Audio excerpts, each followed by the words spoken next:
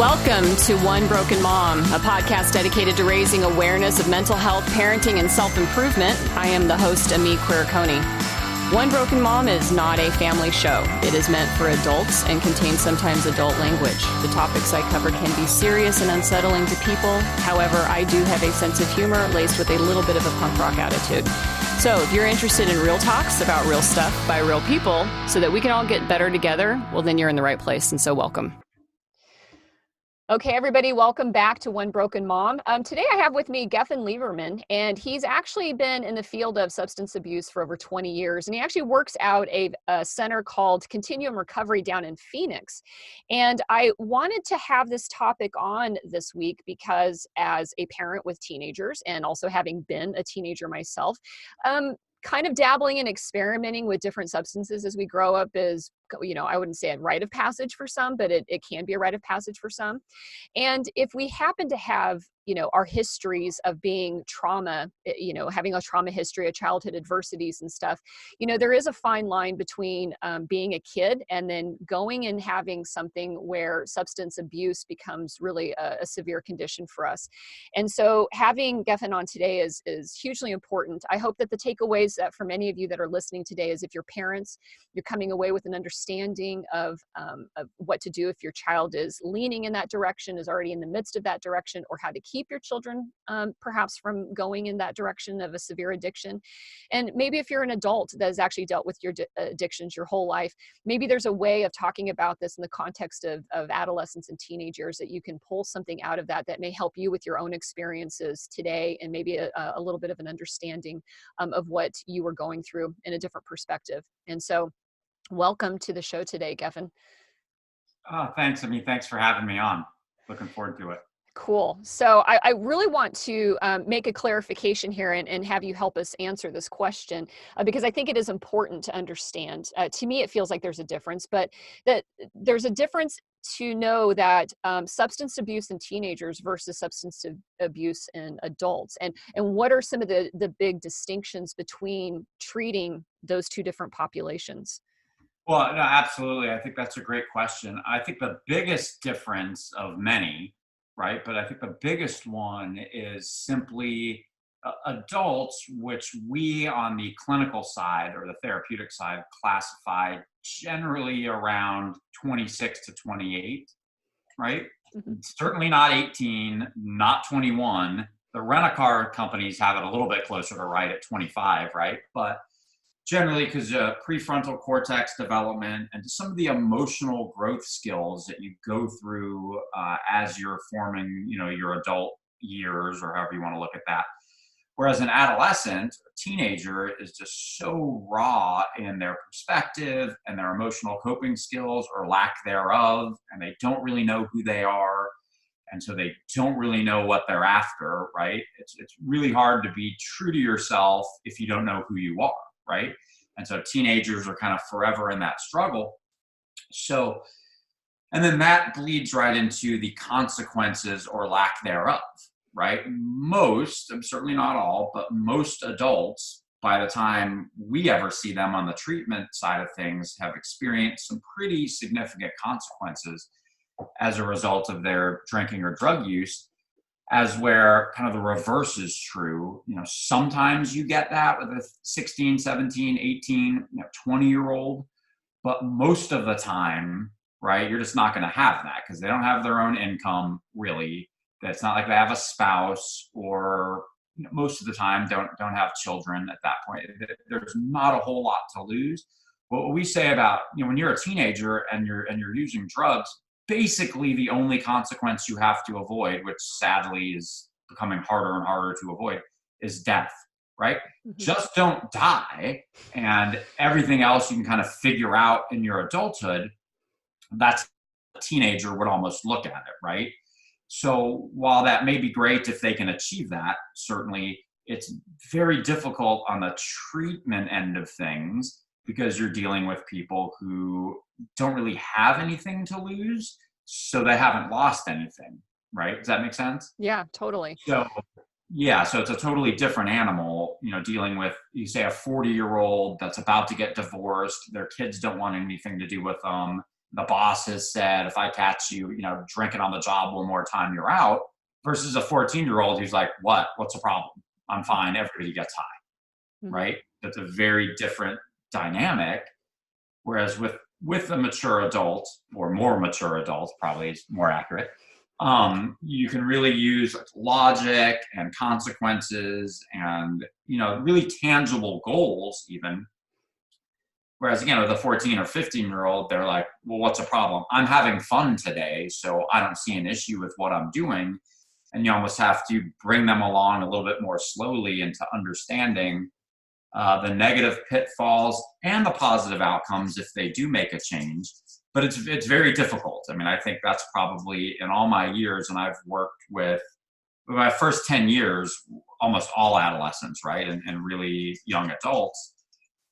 I think that's probably the hardest population to work with in this regard, because they don't really have the consequences. They don't really have the life experience.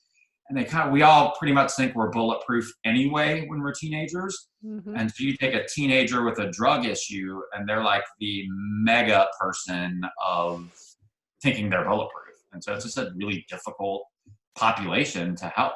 Right, right. Yeah. Well, and you bringing up the adolescent brain development phase, which we've touched on One Broken Mom before, because it helps, just my gosh, it helps us understand our own teenage experiences. It helps us understand, like, parenting teenagers, when you start to get that there isn't a lot of really good executive level thinking going on, and the fact that that development is happening in the brain is why they can be frustrating, and why it can be really hard for parents and teenagers to connect with one another, because it's a normal part of brain architecture that's happening underway, which is then what makes me think of the urgency of tackling substance abuse and use in a teenager, because all I can think about is all of this awesome brain work coming together, and now it's being like poisoned, by, chemicals I don't want in their body at this point in Right. time. Is there a real concern that there's like a legitimate, remember back in the day, I mean, when it was like your brain, and it was like your brain on drugs, and it was the egg and the frying pan, and everything was all over after that. Oh, How true is that with the introduction of substances like marijuana and alcohol and huffing, or any of these other things that kids might be doing and experimenting with in this really critical time of brain architecture? right. Well, as much as my buddies and I, when we were teenagers, used to sit around and laugh at those commercials while using drugs, um, I get there is some reality to that. I mean, you're battling it on two fronts a little bit. There's the immediate, whether it be overdose or you mentioned inhalants, which are just so dangerous, Oh, right? yeah, The yeah. brain, anything. It's a kid who, again, teenagers not famous for their understanding of boundaries, both personal and with other people. So you get somebody who's huffing a bunch of stuff, or there's an alcohol poisoning concern, or out here, fentanyl and some of those opioids are just ravishing the younger person community. It's just really brutal and unfortunate. So you get that immediate concern, right, or emergent issue. And then there's also the anytime you're putting chemicals into your system, it's just not good for your brain development. It's not good for, you know, case in point, and you mentioned marijuana, which of course, like every teenager nowadays thinks is like somehow actually good for you, let alone dangerous or bad. At Right, and least it's most teenagers legal in out here. Washington. Yeah, and Right, with it, Washington State, right. it's legal. So it's even though that's not the intent, it's really easier now for kids to get a hold of it. Yeah. And I'd be shocked, honestly, if it's not legal in Arizona. It already is medicinally. Hmm. And I think just for, no other words escaping me, recreational use, probably I'd be very surprised if within the next 2 to 4 years it's Right. not legal here too. And whatever, that is what it is. Um, but the misconception that young people have generally because they heard it from a friend who's a year older, so they think they're like, the Merlin the Wizard of drug use, or saw it on the internet, which of course, right? So it's not as bad for you as cigarettes, and it's not this, and it's like anytime you inhale smoke into your lungs, it's bad for you. I don't care if you're smoking pot, cigarettes, daisies, like whatever it is, it's bad for you. And one of the reasons it's bad for you is restricted airflow cuts off oxygen to your brain. right? It restricts the oxygen to your brain. That's a fact. I don't care what your 19-year-old pothead older brother said, like, that's a fact, right? And so you run into those concerns of people, maybe not the traditional or medical term, or definition, but people creating a brain damage situation for themselves, which may not be permanent, but certainly will take a couple of years of total abstinence for them to get back to optimal brain function, basically. Mm-hmm. So yeah, it's very concerning. Well, so how do you address then the, the comment from an adult like you and I, and I believe you touched on it, you've used drugs in the past. Mm-hmm. I have my drug of choice starting at an early age was alcohol at about 13. Right. And I never really, I'm not going to lie, like I've, dabbled with marijuana, but it's never been like a regular part of my life. I've always just kind of stuck with alcohol and never tried anything else beyond that. But, how do you answer the question or the comment that an adult says, like, listen, I turned out fine, Right. like I did Oh it. yeah. And it's like, well, did you, or, and can you still turn out fine? I mean, that seems like that's a big hurdle right there, Right. Yeah. And I think you put it in a pretty appropriate, first off, it's like, well, whose definition of fine are we using? Right. Mm-hmm. Certainly I'm not going to say that everybody who ever smoked some pot as a teenager went on to live in a van down by the river and not make anything out of their lives. Right. And made questionable life choices. Right. Yeah. Right. Of course, everybody knows a doctor, lawyer, a professional athlete, whatever, that smokes pot. And so it's like, certainly not going to be over dramatic and say it's impossible to create a good life for yourself. Now, I don't know those people personally necessarily, so I don't know how happy they are versus anybody else. And I think you got to consider that. But the biggest difference, and I do get that, or I will hear that from parents sometimes, parents who are, my age in their early 40s or older than me or whatever, or, obviously sometimes younger, and they'll say, well, yeah, I partied a little bit in high school. I'm fine now. What's the problem? And I would say, well, one, it's an entirely different substance. The pot that kids are smoking today is not what I smoked in the early 90s. I can assure you of that, right? There's more chemicals involved. It's more potent. And the fact of the matter is the whole gateway thing, I think is actually more clear now than ever. I think that again, not for everybody, right? So we won't lump everybody together, but the amount of kids that are transitioning relatively quickly into, bigger and badder chemicals is at an all-time high, really, from what I've seen, right? Mm-hmm. And so I think that's the issue there. Secondly, if you're saying that about your child, it's one of those things where it's like, well, but do you really want to run that risk? Right? Case in point, I'm certainly not proud of it. As a matter of fact, the opposite. Thankfully, nothing terrible ever came from it, but I drove intoxicated several times as a teenager and I turned out fine, right? So do I want my boys, when they become teenagers, driving intoxicated? Well, of course not. Right? I'll do whatever I can to prevent that, right? As my parents did, you know how that whole deal works. So there's a lot of things we can say that about that I don't necessarily want my kids to roll the dice with some of those same things. And it's like, pot as big of a deal as driving drunk or doing this or doing that. Other people can debate that all they want. I just don't think any of it's super safe. And I think we should approach it as such. Mm-hmm. So why do you, I'm asking this like I have no idea why I did it, but why do kids tend to turn towards drugs and alcohol? And at about what age do you see this experimenting with it or actually introducing it as a coping mechanism into their life? Right. No, good questions. I mean, I think you nailed it. You were 13, I was 14. Those are about the common ages, kind of somewhere in that window, that kind of 12 to 15 window.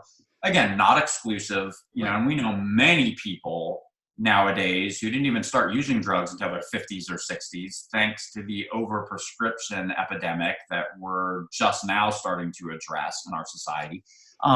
But still, I think average person that ends up with a drug or alcohol problem probably starts using relatively regularly in those early teenage years.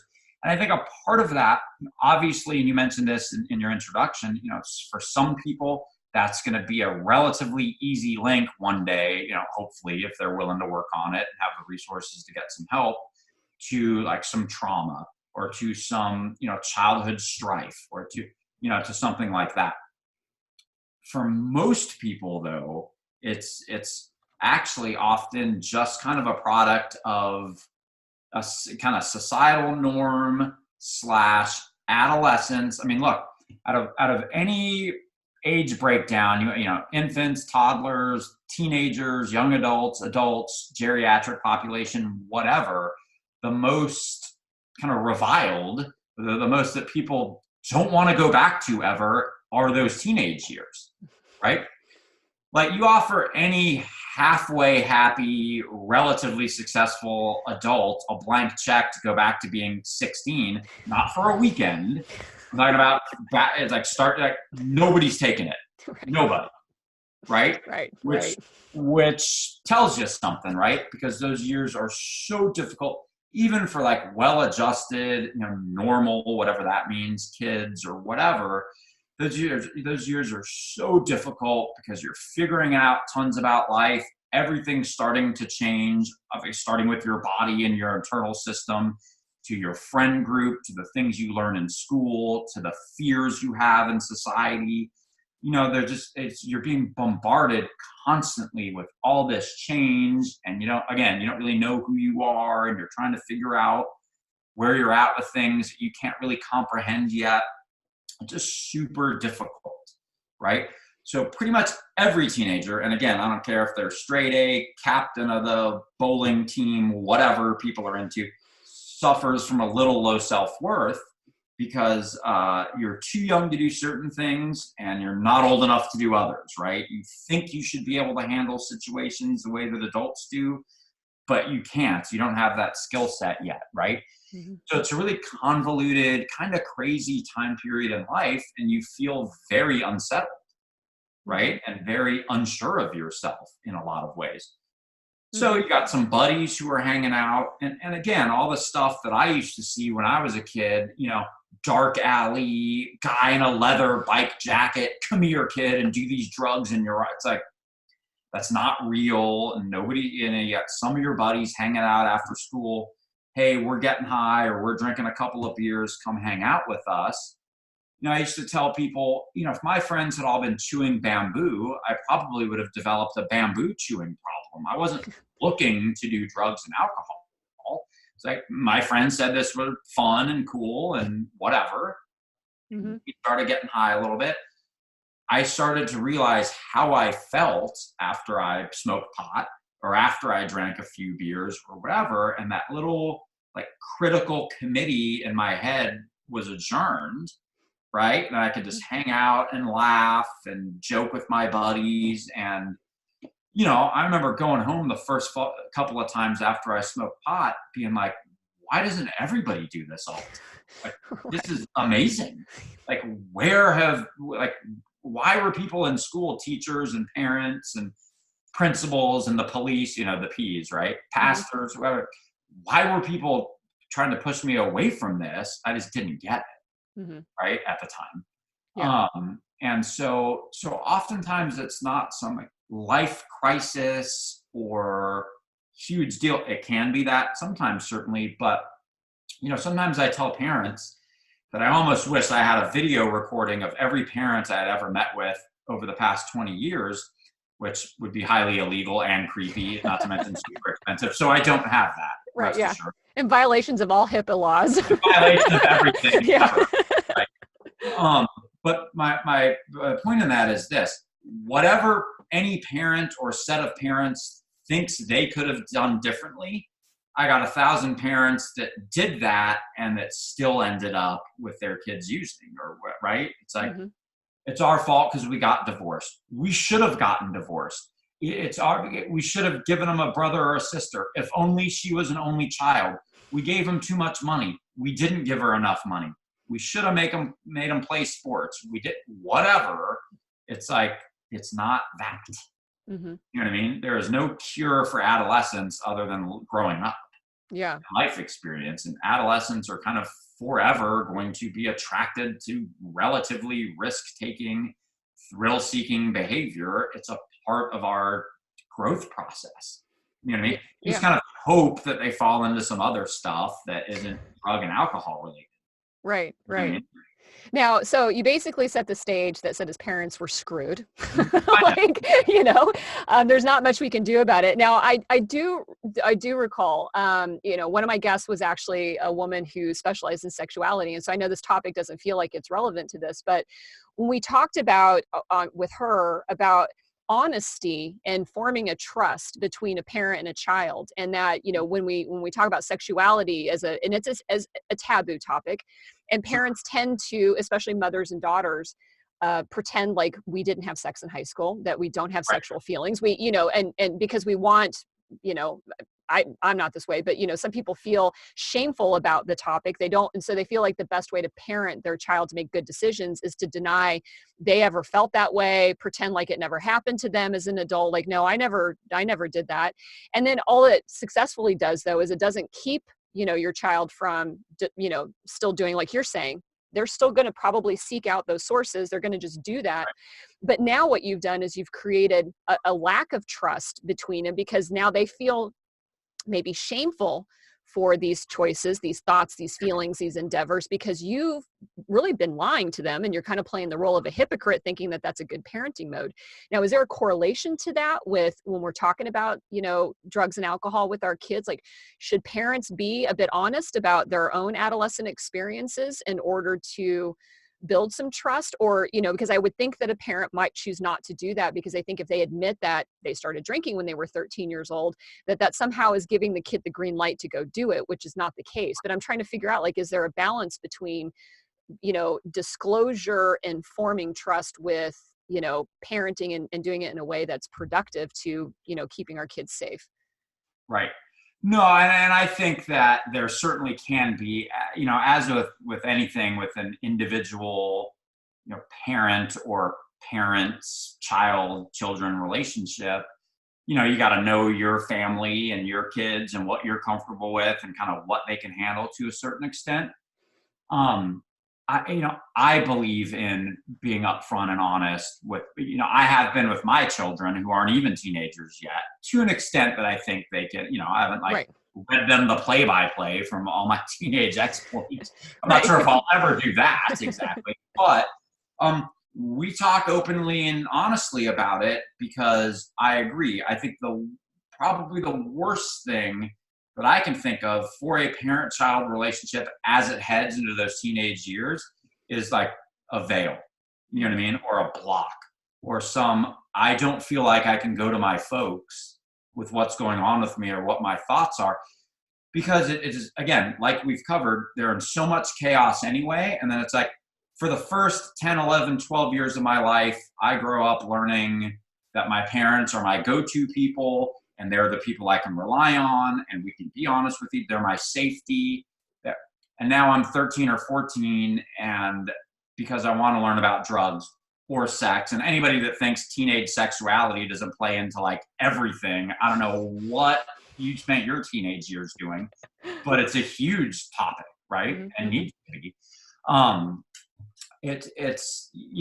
I think keeping them in the dark, or not talking about that, or not sharing some experiences, again, appropriately and whatever, it just leads them to feeling worse and worse about themselves. And I would say the one thing that we can do as parents is try to help our kids increase their self-esteem as much as possible, or their self-worth as much as possible during these years, so they may be less likely to engage in these types of risky behavior in order to find something that maybe they're missing. Mm-hmm. You know what I mean? Yeah. And that's certainly not a cure-all, but I feel like having open and honest communication is a big step forward in that. You know what I mean? Yeah. Because they're going to hear about it from somebody else, right? Drugs, sex, they're either hearing about it from their 16-year-old buddies, right, in those terms, with those semantics and all of that, or they're going to hear about it from you and adults that they trust. And so it's like, well, I certainly know who I want my kids hearing that stuff from. Right. You know what I mean? Yeah. So, Right. yeah. Well, and so is there a good age to start talking about it with kids? I mean, I understand the age appropriateness. That's obvious, and Right. about a lot of these topics and stuff. For me, I know I began having the conversations when my kids were around 12 years old Right. because, and at that time, I really wanted them. It wasn't not an attempt to scare them, but I tried to have frank and honest conversations about like alcohol poisoning, because you see so many Right. times where kids, sneak into the liquor cabinet when their parents are gone and they have no idea what alcohol does to the body. They're trying and they drink Right. way too much until they end up dead. And I'm just like, Right. well, I don't want that for them as well. And also about drinking and driving, early on. And I remember one time I didn't do this once. This is my experience. I didn't do this like, we're going to have one big talk today about alcohol and then we're done. It was always a series of small conversations to lace it in, because one afternoon my kids were in the car and I had to go take my car through the car wash because the night before, I had to drive into town to go pick up some friends who'd had too much to drink. And this is like a, 40 some year old adult person who went way far down, just really lit it up and tore one on that night. And I'm the Right. DD to come in and get him. And he stuck his head out my car window and like vomited down the side of my car. And I didn't realize that till I'm taking errands with the kids. And I'm like, oh God. And I thought, you know what, here's a good chance to talk about how even adults still make really stupid decisions. And that like, like, let's talk about how people that should know better, air quotes around that, can still take it too far, and how dangerous it can be if you decide to do this, or you get into this. But that's me. That's my kids. Hopefully I haven't, destroyed them with all of that. But it Right. seems like there's a good time to start to do this if we really want to shoulder them up and shore them up to make good choices in there. And so where do you feel like is maybe a magic number, if there is such a thing, for starting this, and how do those conversations begin to look like? Yeah, and I was going to say, if you damaged your kids by talking to them at 12 or whatever, then God help me, because like I said, my kids are 8 and 10, and we've already had some conversations about it. Again, you always almost have to defer to, you got to know your kids and kind of know what they can take. And the only thing I'll say is don't wait too late. If you start talking to them about it when they're 14, it's like they've already learned all this information.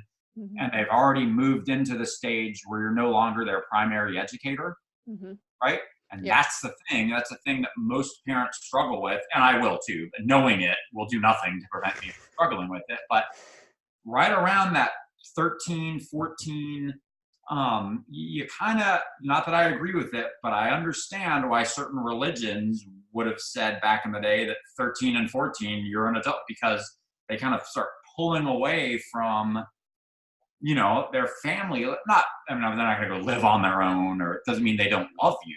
Right. It just means that you don't have their ear maybe in the way that you used to, Mm-hmm. right? Like with my kids at 10 or 8, if my wife or I tell them something, it's gospel, Mm-hmm. right? It's a fact. Mm-hmm. I could go tell them that the sky has changed, that is now considered the color purple, and they're going to believe me, at least until they maybe get around hundreds of other people that are like, no, it's still blue. Yeah. Or whatever.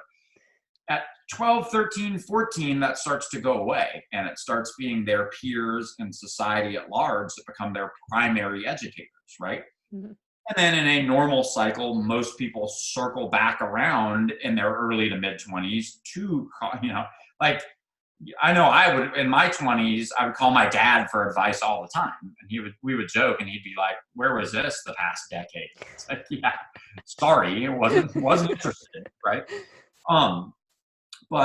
So it's a little different, again, kind of for everybody. And I think if there's an opportunity for it to come up organically, kind of like the example you gave with the car wash, great kind of organic opportunity to talk about that. For me, it was even a couple, they were even younger, probably 7 and 5 or 6 and 8 or whatever the math was. I had a recovery coin out from a meeting that I had been to, and one of my kids asked me what that was, and so I explained it to her. I go to meetings to help me, because I used to really struggle with drugs and alcohol when I was a kid, and we just kind of talked about it a little bit when I was younger, say kid. I'm at that stage in life where anything under 30 is kid to me. Kid, yeah. Um, but and we got to talk about it a little bit, and then sometimes I've said, you go into one of those don't do drug meetings, Dad? I'm like, yeah, I am. Mm-hmm.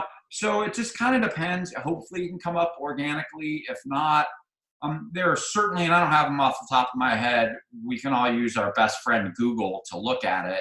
If we need, there's certainly resources out there that paint like a picture of here's how you kind of bridge that gap, and here's how you kind of get into that. I don't think there's anything wrong with asking, hey, Billy or Susie, what do you know about this topic, or what do you know about, to kind of tie in something that you brought up. I remember watching about a year ago as a family, we were watching like a Planet Earth or one of those kind of, National Geographic shows. And, the male bird was doing his little dance to try to attract the female. And my 9-year-old said, I know what he's doing. I said, well, what's that?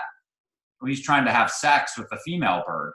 And I was like, sorry, what does that mean? And he's like, well, it's just where they kind of roll around on the ground. And my wife and I kind of laughed, like, well, I guess that's one way to put it. And so we paused the show. And so, where did you hear that? What do you know about that? What do you, and then we just kind of got into a conversation about it. Mm-hmm. You know what I mean? So I think kids give us an opportunity to get into that stuff. It's generally like our own insecurity. Like, are we going to take advantage of that opportunity? Or, I don't know, that's weird. Talk to your whoever about that. Don't they cover that in school? It's like, yeah, not anymore. Right. So I think it's just taking advantage of those opportunities when they present themselves. Right. No, and that makes a lot of sense there.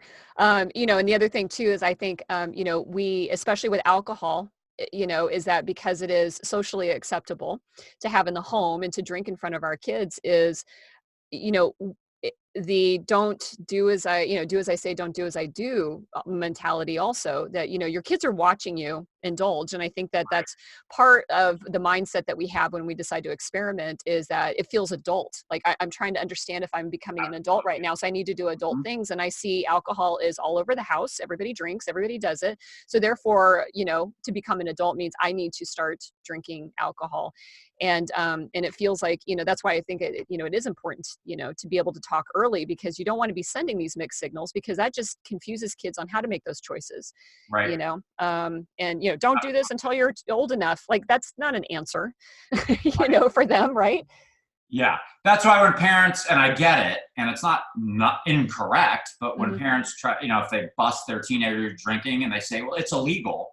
It's like, that doesn't mean anything. Teenagers kind of look at the adult world, or look at adults as hypocrites most of the time anyway. Right. And you say, well, I'm 17, but I can't drink. But this guy up the street's 21. Not that there's that great of a difference, at least in his or her mind. And it's like, it's kind of hard to argue that, right, to a certain extent. And since, like you said, teenagers don't really like adults, but they crave adult experience. You know what I mean? So drugs, alcohol, sex, all of those things are going to be in that arena, because they're just trying to, again, kind of figure out who they are and how to move through it. You know? So yeah, I agree. I think you got to have those types of conversations. Right. Now, how hard is it for you as a therapist and as somebody that's helping, a teenager that has a problem, that has gone down the path too far, beyond the, air quote around normal individuation and experimenting teenagers do, to the place where they now have like a really, an addiction and abuse problem.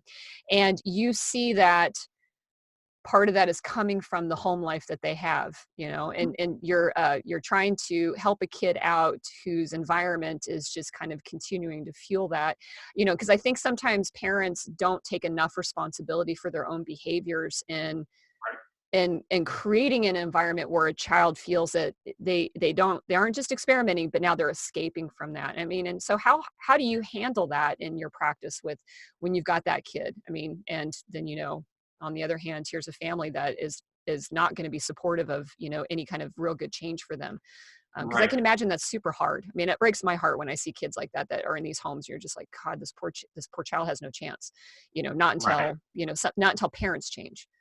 Right. No, absolutely. And because of that, we try to focus more on, okay, what can you do? right? Like your family might be this, or they might not be that supportive, or they might, but as a, younger person moving into adulthood, one of the things you're going to learn about is personal responsibility. And at the end of the day, it can't be about what other people are doing, right? It has to be about, like, if you've recognized this as a problem, because if they're sitting in my office and they don't have a supportive family on it, then they've recognized it's an issue, right? You generally don't have one without the other. If you have a supportive family, you might have an in denial teenager. If you have a accepting, open teenager, sometimes you're going to have a, not supportive family or whatever. So, if the family says, hey, our bad, what can we do to be a part of the solution? That opens up a lot more doors. And obviously that would be ideal. But some kids don't have that. Some kids don't really have any family support, as sad as that is, just literally, tangibly, or whatever the case may be. And so again, we focus a lot on, you're going to be in situations throughout your life where, the buck stops with you, or where what other people are doing might always have an influence on you or over you, but ultimately you have to make the best decisions for you. And so how can we engage in some, growth patterns, or some way of thinking, some ways of thinking that benefit you moving forward, independent of kind of what everybody else is doing. Yeah, in a perfect world, everybody's supportive and great, and no alcohol in the house, or no this and that, or it's like, that's just not gonna, I can't tell you the number of times I've had parents say, who are you to tell me I can't drink alcohol in my own house? And I'm like, I'm not telling you that. I'm telling you, your son or daughter is identified with an alcohol problem. If you want to give them the best chance of addressing it, you won't have alcohol in your house. I can't make you do it, right? But I'm telling you, I'm shooting straight with you on it, right? And some take that and accept that, and some are like, oh, okay, right? I can't, and I won't let the teenager off the hook. It's like, I don't care if your mom or dad, runs a brewery in your house, right? If this is affecting you, let's look at it and let's work on it, because you're going to hit a time period in your life, maybe not now, but down the road, where it can't be all about, well, my folks, when I did this, that, and the third. It's like, there's only so long you can do that in your 40s. Like, my parents, it's like, cool, you should address that, but nobody's going to care. Your boss isn't going to care about that. Your person you're dating isn't going to care about that. The cops aren't going to care about that if you get busted drunk driving. Well, if my parents were more supportive 30 years ago, it's like, work it out with a jailhouse therapist, right? At that point. So we work a lot on personal responsibility, regardless of age or circumstance. Right. Well, that's a good thing.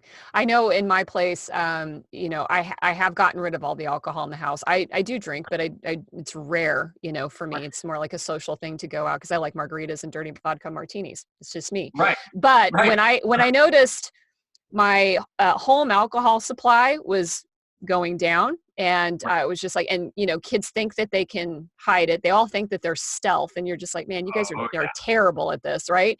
I finally just made the choice of like, I can't have it in my house with teenagers. Like, I just, and so I dumped out every bottle I had. I had this teak cabinet I kept it all in. I got rid of that, went through the refrigerator, it was all gone. And I just said, you know what, I can live without this. And if this means I'm keeping something away, a temptation away from the kids, that's my responsibility. I mean, if I'm going to take this to heart, that I don't, I want them to make good choices, then the first good choice starts with me. And that's to do that. And did it break my heart to get rid of some of that stuff? Well, yeah, I mean, a little bit, but then at the end of the day, it's like, what's the most important thing here? Keeping that away from them, because talking to them about it wasn't really stopping the, sneaking in and seeing what, tequila tastes like. But, there it is. Now, when do we know, though, that we have a problem? Because I can remember back in high school, a friend of mine, she just got caught. She, I wouldn't have classified her drinking as anything beyond what people were doing on the weekends in high school. She wasn't showing up to school drunk all the time. She wasn't doing whatever. but her parents caught her and they sent her straight to a treatment program that we had in our small town. It was like notorious. It was up at a hotel up the road, by the interstate interchange. And so, we all felt like that was probably more severe than what should have been done about it. But, nobody can question or judge your parents for that. But, where's Right. that line between I don't want to call it acceptance, but you've already told us they're going to do it. Like, we do kind of lose a sense of control out of the situation. Right. When do we step in and intervene and come to places like you and people like you to really start to, sort out and address a problem? Like, when is it a problem?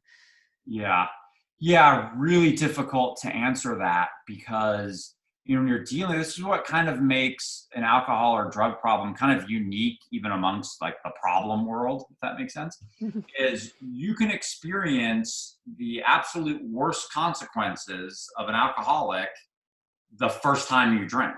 You know what I mean? If you go out and drink for the first time and drink too much and have alcohol poisoning and die, whether you were an alcoholic or not, doesn't matter. You're still dead from alcohol. Good point. Right? Yep. If you're out with your buddies and you're 17, 18, hey, I got this pill, we're all taking it, it's fine, it'll chill you out. You take a pill, it's fentanyl, you die from it. You don't have to be a drug addict to have suffered those consequences. So it's like, that's why I'm with you. I mean, I can't really fault your friend's parents because it's like, was it too extreme? It may have proven to be too extreme if she just kind of went on to grow up and live a normal life and be fine and whatever. But it's just like, how do you roll the dice with stuff like that when it's with your kids? And it's just another in the never ending, like almanac length supply of items as a parent that you're just kind of like, God, I don't know what the right answer is for that. But here's what I feel like I need to do. So I would think once you get knowledge that your son or daughter is, drinking or taking drugs of any sort, probably sitting down with a professional is not a bad idea. You know what I mean? Just once or whatever the case, you can tell your kid like, look, we're not throwing you in some place and taking we just need to talk to somebody about it. Outside of somebody who has some experience or some perspective that can kind of help you understand the realm that you're getting into a little bit. You know what I mean? And just hear something opposite, because you want another voice in somebody's ear other than just their buddies, right? Because their buddies are telling them all the same stuff anyway, right? And like we already covered, nobody's buddy knows any more than they do what they're doing. Just because they can use some of the semantics and say a couple of things doesn't make them any more well-educated. And so, but trying to determine exactly that line between, okay, this is an issue and this is kind of quote unquote normal adolescent behavior, is just really tough. What I would tell you is if there's dishonesty or sneaking around, that to me is a problem. I don't care how long they've been doing it, right? It's the closest thing to kind of a quantifier on that, I think, would be if they're coming to you and open, hey, I want to let you know I'm going to Billy or Susie's house party tonight. There's going to be some drinking there. I may try some. I'll call you if I need a ride, whatever. And I get how many teenagers really do that. Well, some, believe it or not. Yeah, some. And that kind of stuff, it's like, okay, if there's open dialogue on it, I think you can feel a little bit better about, or as close to better as you can feel about something like this on that potentially. But if there's sneakiness and dishonesty and you find stuff in their room and then I would intervene in some way, shape, or form. Does that mean you need to send them to some, program for 6 months? Not necessarily. Might mean you just have a talk with them or have them talk with a counselor once or twice, or look for an adolescent specific outpatient program in your town or whatever the case may be. But do something. You don't, because of the risk of the consequences, you don't just want to do nothing and then 5 years later, we're like, now we know if they have a problem because they're in prison for 10 years. It's like, well, yeah. Yeah. But, and you bring up the fact that that the consequences of these substances, especially to teenagers who lack they're, are high risk behavior oriented, humans anyways, is that it's the risks don't necessarily have to build up on themselves. They can happen instantly. Right? Right. It's not like I'm not going to have a drinking and driving problem until I've done this for 2 years. It's like you said, it could happen the first frickin' time you decide to do it, or next Friday, or, Right. or maybe it's, several years down the road. Right. That's how dicey it really is. Now, is there anything that parents can do? I mean, what are the best things parents can do to uh, to maybe as deterrents? We've talked about a little bit about this, conversations and stuff like that, but are there any really good strategies that parents can constantly employ in order to ideally prevent this from evolving into, addiction level problems? Not just the, don't make a mistake and drink and drive, kind of issues. Right. No, absolutely. And some of the difficulty with the addiction level problems is it's just so hard to predetermine who's going to be at risk for that. Right, right. Obviously, there's some science behind genetic predisposition and some other things. So again, if you know your family history, you can talk with your children about, look, your parents, like in my case, or whatever, your grandparents or whoever have had problems in this area. There's science that suggests you may too. So you need to be very cautious and careful if you decide to stick a toe in this water. I think, again, the building of the self-worth and self-esteem as much as you can, right, with kids. The open and honest dialogue, right, I think is huge.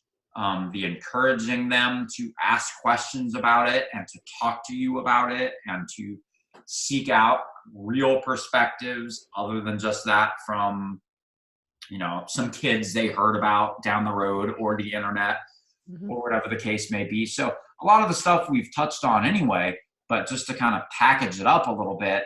And we've referenced this to, like, ultimately someone's going to do what they're going to do, right? I mean, that's it's interesting to me as a parent and as a professional in the field and as just a person who's interested in just human dynamic, how much, when somebody does something, wrong or bad or illegal or whatever, even as an adult, you have a tendency to think like, or society has a tendency to think like, well, what were their parents like? Or what was their parenting? Or what was this? Or what was that? So I get why so many parents, when they show up at a treatment center or in an office like mine or whatever, have this guilt and, oh, we must have done something wrong. And what I've learned in my experience, both personally, professionally, and just in the world, is, independent people are independent people. You know what I mean? And you can shape, like you said, you can lead by example. Doesn't mean everybody's going to follow that example, right? Like, people have the right to do what they're going to do, provided it doesn't hurt other people. And I guess they have the right to do that too, as long as they're willing to accept the consequences or whatever the case may be. And so sometimes all the prevention techniques and everything that you do in the world isn't going to necessarily stop your son or daughter from trying drugs and alcohol. And then maybe them being some, snowball buildup from that. And I gotta trust me, as a parent myself, that answer sucks. And I really wish there was something more concrete. Do this, and right. Sort of going the flowers in the attic route, which is right. And for younger people that may be listening, sort of locking your kids in the attic their whole life, which is going to not have good results for them and for you once they get out of there. You just cannot, bubble wrap your kids out of this deal.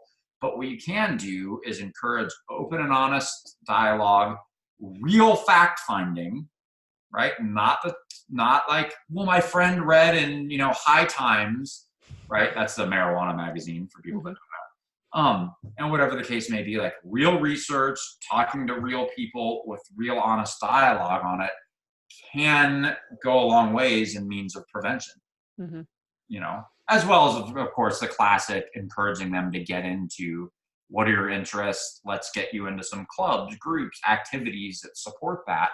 So hopefully you can find, again, every teenager is going to look for something to get into, right? That is sitting still and calm with themselves is not really a thing in the teenage world, Right. right? No. And that's understandable. I mean, Right, that's, that's when we talk about this topic, they have to do that because they're still building brain pathways that require that serve and return, that response, that concept, that's that learning process. It seems frustrating, but yet right. it's a part of life in a way, and Absolutely. that leads me to, sometimes the choices or the decisions that parents have to make, which is, sometimes parenting feels like what you're trying to do is save them from the consequences. So you're trying to dictate what to do. You're trying to bubble wrap them, as you said, like, I'm just going to put this thing around them because I know if they venture out and try this, that, how it's going to end up. I mean, that's the forethought that and foresight that parents and adults end up getting is, yeah, I know I can already tell that, A plus B is going to equal C. And so Right, we want to avoid C for our kids, but we have to let them do the math, the mental math there on their own. But at what point does a parent, still parent their kid when they do make one of these mistakes, mhm, that, because I think about this, sometimes, we deal within our family some other, mental health concerns. And when I see a consequence that came as the action of a child who really wasn't in the right frame of mind, made a mistake, made a decision, not from a really logical sense, but from that, maybe it's from depression or anxiety or something like that. And I think in the case of substance abuse, a kid makes a choice or decision in this altered state of mindset. Is it okay sometimes for a parent to step in and go, I'm going to see if I can't protect them from the consequence of that, because the fallout from that might be worse than allowing them to live with that consequence. And I've seen, right, and when we talk about addictions, and when it gets real bad, that we can't protect our children all the time from the consequences. If they get arrested, they got to get arrested if they do that. But is there a fine line where parents still gets to message to their kid, I'm still here for you, right? Like, right, I've got your back. No matter how terrible this is right now, you can still count on me to help you. right. And do you know if there's a good balance in there? This might be another one of those really hard questions that has no awesome answer. I don't know. Well, they all are, right, because of the Yeah. subject matter. Yeah. But no, I think you bring up a great point. I think you would almost have to continue to be an advocate for your child because one, that's your natural instinct anyway, or probably should be. Um, and two, I mean, they are certainly at 15 or 16 or 7, whatever the math is. Again, if your adult son or daughter's 38 and go rob a store, it's like, well, there's not a whole lot you can do about that, whether you want to or not, unless you want to spring for a lawyer, I guess. But for an adolescent, there would almost be a sense of like, here's what we'll do. Well, I'll just use a legal situation for me. So you got a shoplifting charge and then running from the police or whatever. So we will go talk to the police. We'll go talk to the attorney, the prosecutor, whatever. We will go to bat for you. We provided you're willing to get counseling, take some diversion classes, do whatever. There's got to be some give and take. But here's the deal. We'll go talk to the people we need to talk to. If they decide to punish you anyway, or whatever consequence, there's nothing we can do about that. We're not going to fly you to South America to hide out for like, you need to face the consequences of your actions because that's a life lesson that the rest of the world will continue to teach you until you learn it. Right. And if you never learn it, you're going to end up, free resident of the state for a lot of years, if you get my drift. Right. Mm-hmm. And so that's one of those biggest gray areas where it's like, well, one of the principles of life is there's consequences for your actions. Right.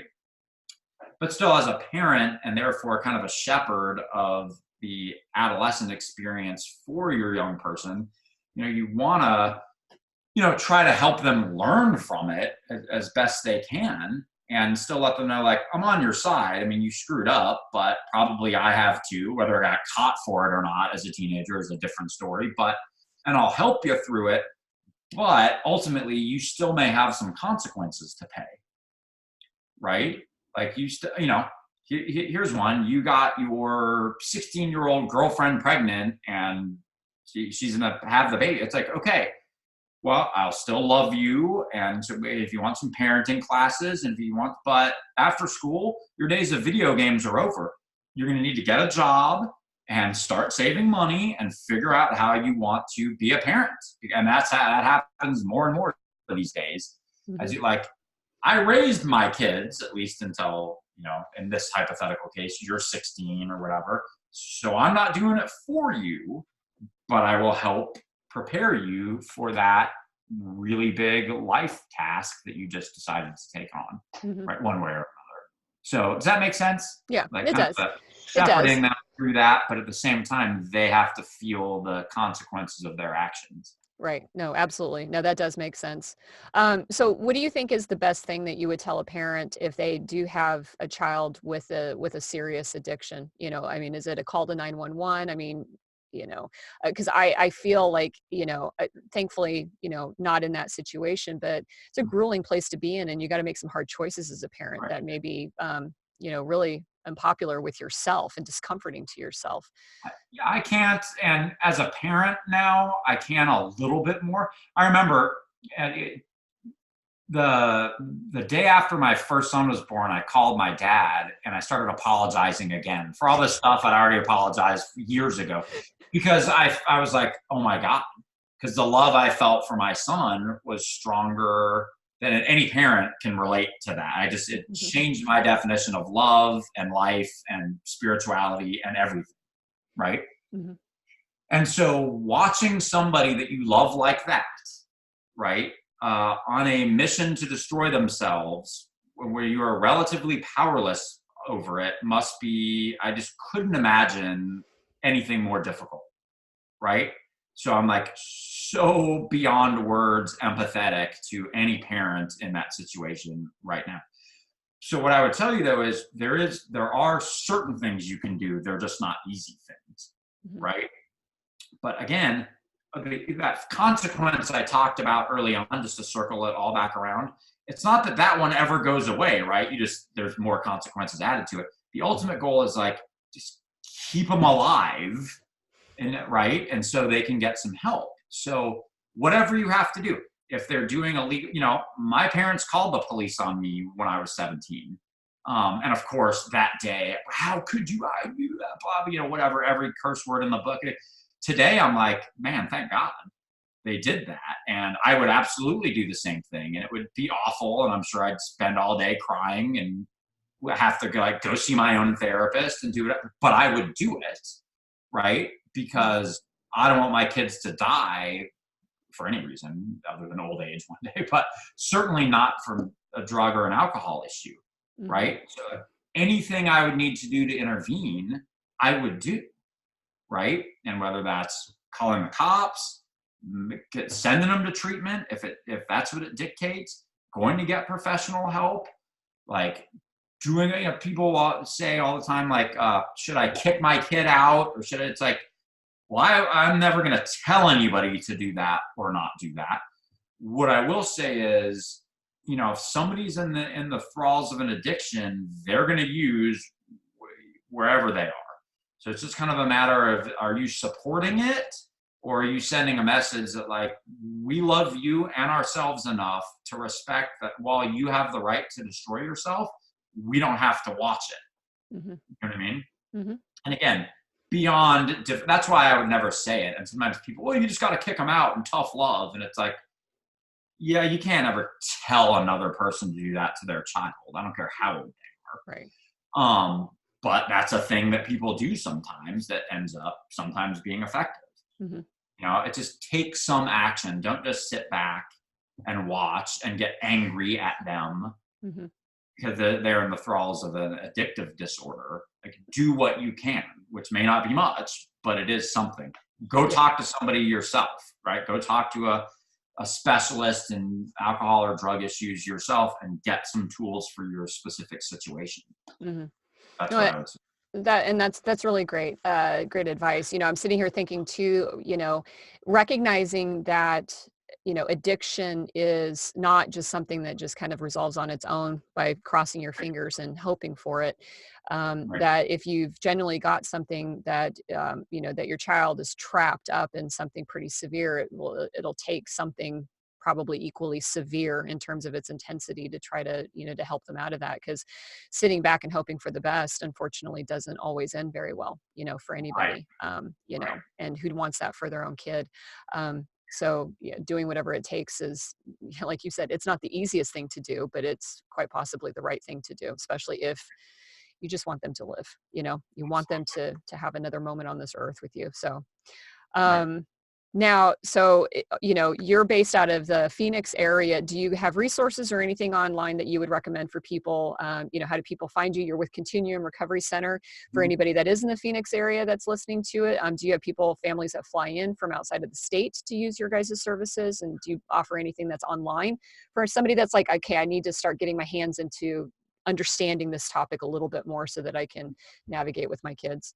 Yeah, no, absolutely. I mean, Continuum does work with families out of state from time to time. Now, we're an 18 and up program, Hmm. um, but what I would encourage, regardless of age, is I have a website, it's GL, that's my initials, glcounseling.com.